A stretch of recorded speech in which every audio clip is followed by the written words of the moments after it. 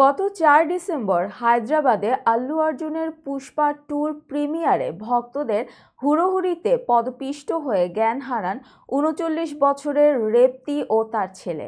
পরে দ্রুত তাদের উদ্ধার করে হাসপাতালে নেওয়া হলে রেবতীকে মৃত ঘোষণা করেন চিকিৎসক। অন্যদিকে গুরুতর আহত হয়ে হাসপাতালে ভর্তি হতে হয় তার ৮ বছরের ছেলেকে। এবার জানা গেল রেবতীর ছেলের শারীরিক অবস্থা সংকটাপন্ন, ভেন্টিলেটর সাপোর্টে রাখা হয়েছে তাকে। বিস্তারিত নুসরাত সাজিয়ার ডেস্ক রিপোর্টে।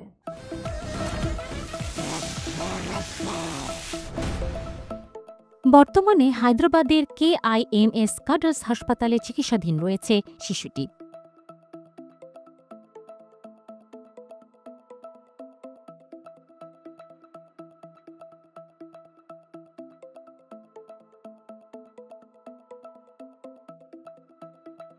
এক বিবৃতিতে হাসপাতাল কর্তৃপক্ষ জানিয়েছে, পদদলিত হওয়ায় তার নিউরোলজিক্যাল অবস্থার উন্নতির কোনো লক্ষণ দেখা যাচ্ছে না, তবে জ্বর কমেছে।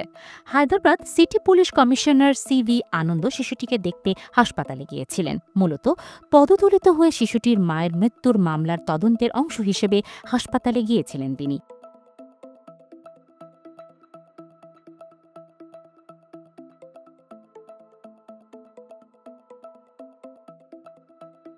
সেখান থেকে বেরিয়ে গণমাধ্যমকে CV আনন্দ বলেন, শিশুটির ব্রেইন ডেড। গত ৪ ডিসেম্বর রাতে হায়দ্রাবাদের সন্ধ্যা সিনেমা হলের পুষ্পা 2 সিনেমার বিশেষ প্রদর্শনীর আয়োজন করা হয়। এতে আল্লু অর্জুন উপস্থিত থাকায় খবর ছড়িয়ে পড়লে উপচে পড়েন তার ভক্তরা। শত শত দর্শক ভিড় জমান সিনেমা হলের প্রধান ফটকে। ফলে অনেক মানুষ পদদলিত হন। এ ঘটনায় মারা যান রেবতী। এই ঘটনায় হায়দ্রাবাদের চিকরপল্লী থানায় আল্লু অর্জুন, তার নিরাপত্তারক্ষী এবং সন্ধ্যা সিনেমা হলের মালিকের বিরুদ্ধে সেকশন ১০৫ এবং ১১৮ এক ধারায় মামলা করে রেবতী পরিবার। প্রয়াতের পরিবারের অভিযোগ, আল্লু অর্জুনের আগমনের কোনো আগাম খবর দেয়া হয়নি।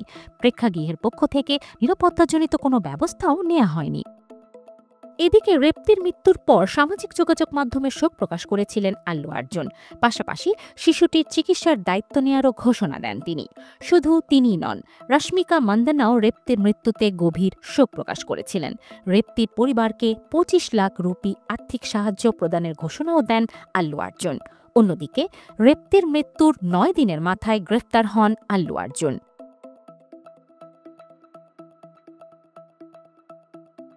একদিন কারাভোগের পর জামিনে মুক্ত হন তিনি।